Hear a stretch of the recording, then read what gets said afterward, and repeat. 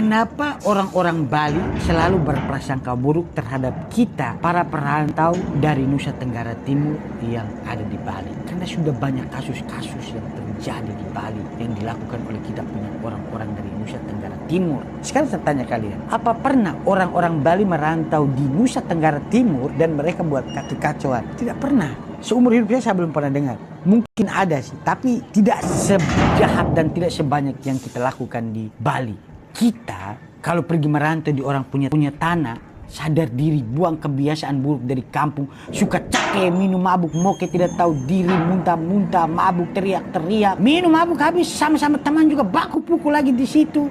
Buat malu-malu sih kalian ini. Terus ketika dicap secara keseluruhan, kita tidak terima, maunya dicap secara oknum. Kalau saya terima, karena itu sudah konsekuensi yang harus saya terima. Kenapa hal-hal baik itu ketika dibilang dia ini dari Nusa Tenggara Timur, kita orang Nusa Tenggara Timur semuanya senang mengakui bahwa ini kami.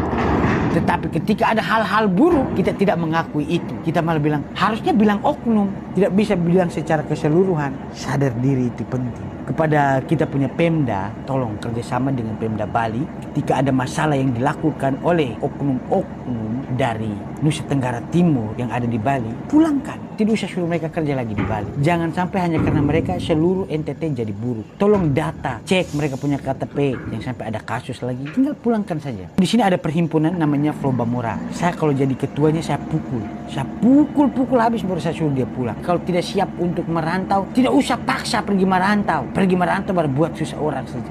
Kenapa orang-orang Bali